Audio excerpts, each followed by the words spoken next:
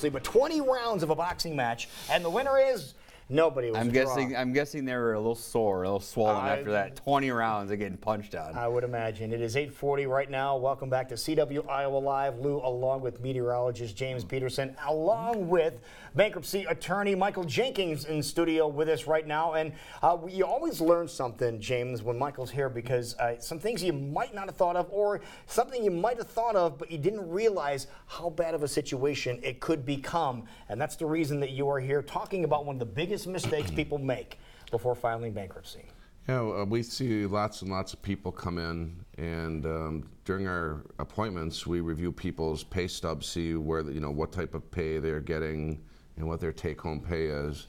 And it's very common at most employers that people will be participating in a 401k plan because that basically is their retirement program.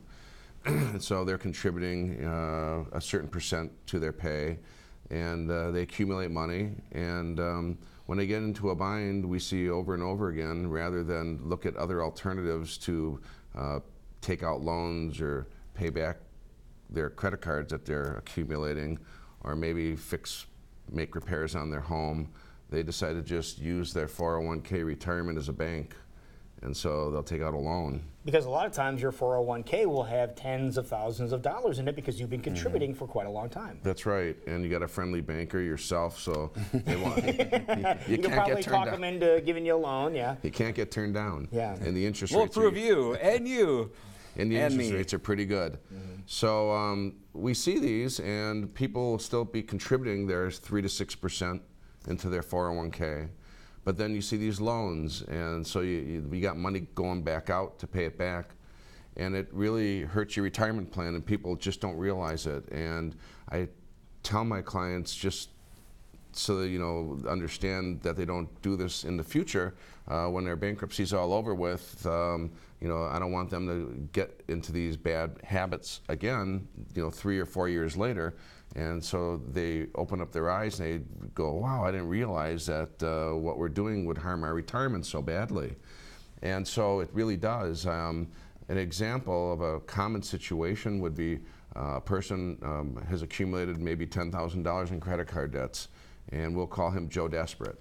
And so he wants to get those paid off, so he takes out a loan against his 401k plan, and now he's got a debt back to himself. Okay, now you cannot just take this money out. You have to repay the money back to your 401k. Right. Most 401ks have rules, and to actually just cash out parts of it while you're working there, they're really strict, and there's usually 2 or 3 reasons they let you actually take a distribution, but they're pretty stringent, and it's sometimes to buy a home, that'll be a use, or to save your home if it's in foreclosure. Again, they tend to be directly connected to your home. But other than that, the loans typically don't really have any reasons. You can just borrow out the money, and so people do. And it hurts the long-term growth of the retirement, assuming that a person is going to be putting into this retirement for a lengthy period of time, either at this employer or if they go to another employer and just move their money, which is a common thing that people can do to their new 401k. They can accumulate tons of money. But when you borrow money out of it, you're basically shooting holes, and it essentially is leaking growth, and you hinder its growth. Because that money cannot work for you anymore. Well, it works for you, but it's working for you at a very low amount of return. So when you take out a loan, that loan is basically an asset in your 401k plan, just like the rest of your money is going to be in stocks or mutual funds. This is another type of asset, except it pays badly. So if your loan's 3%, which would probably be a fairly common rate, on that $10,000, over 5 years, the interest you will have paid would be about $800. I actually kind of calculated it last night on an amortization schedule. Okay, so the money you would, if you would have borrowed 10 grand, is what you're talking about? 10,000 bucks. If you would have borrowed $10,000 and you are paying it back with 3% at 5 years. Interest in 5 years, you'd be paying back $10,800. That's right. At the conclusion of this, so that $10,800 is back into your account then. Right. Okay. So you've made $800 on your $10,000, and if the stock market had done pretty well that year. And let's just say it made 12% with all your other money, and that isn't an unrealistic return. We've had those kind of returns many different times during the last 5 to 10 years. Then you would have made in 1 year $1,200 on that $10,000 in 1 year. So that $1,200 would have continued to grow the next year at whatever returns you would have gotten. And over that 5-year period, that money could have developed into several $1,000s versus this paltry $800 that you made in return from that loan. By paying it back. By paying it back. Right. And if you look over 20 to 25 years, that money could have turned into $70,000 if it just not And Michael Jenkins, how would you know that, for an example? Can you tell that story? Because this is amazing, because a lot of people have exactly the amount of money that you and I were discussing before the cameras came on. Right. Okay, can you tell that story? Well, from just personal experience, way back in the late 80s, early 90s when IRAs were just sort of beginning. Getting started, yeah.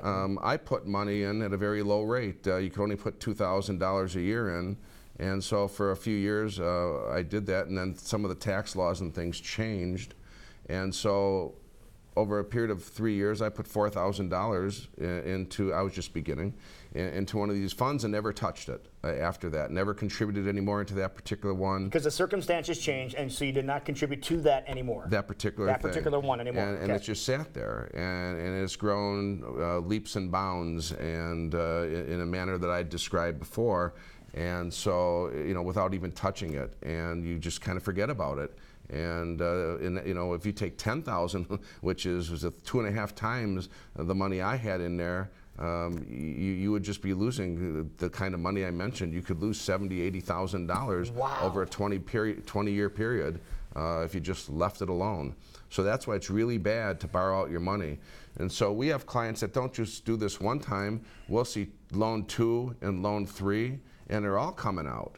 And then they're also contributing their 3 to 6% so they can get their employer match. And so they're putting that in. And so we've had people come in where in the course of a month, they've got $1,000 a month coming out of their check to go into these 401k loans and their contribution. Well, now they can't pay the regular stuff. They're having a tough time making their house payment and their car payment. Because you said these, with the 401k, it's an auto payback. They don't have a choice. It's automatically deducted off of their paycheck to go to back into their 401k to reimburse their 401k. Right, as long as you're employed to that company, you don't have the option of going, oh, I need to take a month off. That the loan part, those are being paid back, and you don't have any options. You know, if you just had credit cards, you go, I can't pay this month. Well, we'll try to figure it out and get it back with it the next month. Now, is there a term for people that are in this situation? Well, it's my term. I call them 401k poor. And then the other sad thing is, people, they've gone and paid off their credit cards with the money. Well, they haven't changed their spending habits or their conduct. So 2-3 years later, probably 3 is not very likely, it's probably 2 years later, they're at $10,000 again on credit card debt, and probably more. And so they're in the same situation, and so they really haven't changed their habits. They've ruined their 401k or harmed it substantially by doing this. So they just know you shouldn't take out 401k loans. It's not a good idea. It's not going to really save you from later on having to file bankruptcy. And the other really bad thing is your 401k retirement money is a protected commodity. Creditors can never access it to collect their debts. In a bankruptcy setting, the bankruptcy court can't get to your 401k money. They're exempt or protected assets. So I don't really understand why people are going into protected funds to pay off things like credit cards and other loans that someday, if it had to, could go away in a bankruptcy without depleting your own financial resources. I think you touched on it. They don't change their habits. Desperate measures. They need more money, and they have access to it instead of changing those habits that got them there in the first place. Okay, so the moral of this story, Michael Jenkins? The moral is, do not take money out of your 401k to pay back other debts or fix up your house or do other things like that. And if you're in a situation that might need some rearranging, some things like that, this is the guy that you want to call. This guy has more knowledge than you can ever imagine. And Michael, what's the best way to get a hold of you? You can reach me at 255-1855, or you can find me on the internet at www.iowa-bankruptcylaw.com. Again, don't touch the 401k. Don't touch the 401k. Say it to yourself over and over again.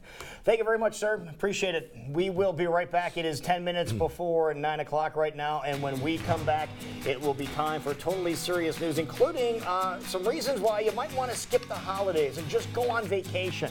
Some pretty good reasons. We'll give you those next on CW Iowa Live.